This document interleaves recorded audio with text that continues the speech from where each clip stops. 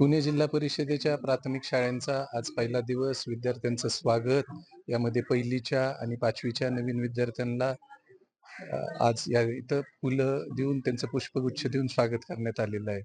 पुणे जिल्हा परिषदेच्या वतीने आज जिल्हाभर स्वागत समारंभ प्रत्येक ठिकाणी आयोजित केलेले आहे. यामध्ये जवळपास 3521 शाळा आज चालू होणार आहेत.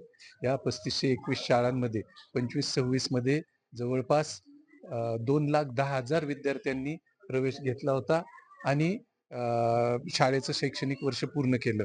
तर आता अशी अपेक्षा आहे, ती आकडेवारी तर काय आलेली नाहीये, परंतु जवळपास 2.5 लाख नवीन विद्यार्थी पुणे जिल्हा परिषदेच्या शाळांमध्ये प्रवेश चालू वर्षी घेतील आणि आजपासून ही शाळा चालू झालेली आहे.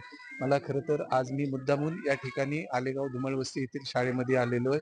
कैलासवासी अजितदादा पवार यांनी गेल्या वर्षी याच दिवशी या शाळेला भेट दिली होती आणि अतिशय उत्साहपूर्ण वातावरणात विद्यार्थ्यांचं स्वागत केलं होतं.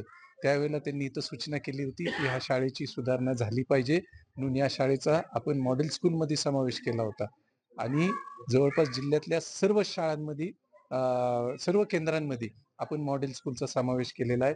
चालू वर्षी सुद्धा पुणे जिल्हा परिषदेने कैलासवासी अजितदादांच्या सूचनेप्रमाणे जवळपास प्रत्येक केंद्रामध्ये 2 मॉडेल स्कूलचा समावेश केलेला आहे. त्या शाळा व्यवस्थित करण्याचा आमचा त्या ठिकाणी मानस आहे. मला अजून एक गोष्ट अभिमानाने सांगावीशी वाटते की पुणे जिल्हा परिषदेने गेल्या वर्षीपासून विद्यार्थ्यांना जे गुणवत्तापूर्व ज्यांना शिक्षण मिळालेले आणि गुणवत्तेत अव्वल आलेले अशा मुलांना इस्रो असेल, आपल्या नासा असेल, या वेगवेगळ्या ठिकाणी 25-25 मुलांच्या तुकड्या पाठवल्या होत्या. तर यावर्षी आम्ही अशी तरतूद केलेली आहे की 50-50 मुलं या सर्व ठिकाणी जायचे. त्यामधली बँगलोर मधली एक संस्था आहे, लोणावळ्यातली INS शिवाजी ही एक संस्था आहे. या ठिकाणी जायचं आणि त्या ठिकाणी वेगवेगळे अनुभव घ्यायचे. शैक्षणिक दृष्ट्या या मुलांना पुढं त्यांना मदत होईल अशा प्रकारचे अनुभव त्या ठिकाणी घ्यायचे. तर दुसरी गोष्ट म्हणजे आमच्या आलेगाव धुमाळ वस्तीमधली शिवानी कुतवळ म्हणून एक तरुणी जी 7वीत आहे, ती सुद्धा यामध्ये अव्वल आलेली आहे आणि ती इस्रोला जाणार आहे. कुतवळ मी इस्रोसाठी गेलेले.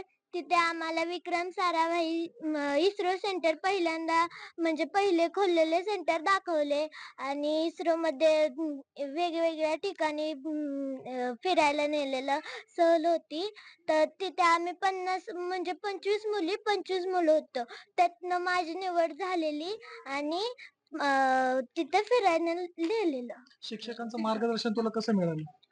छान होतं आणि त्यांनी चांगलं हे केलं, अभ्यास घेतला, मार्गदर्शन केलं.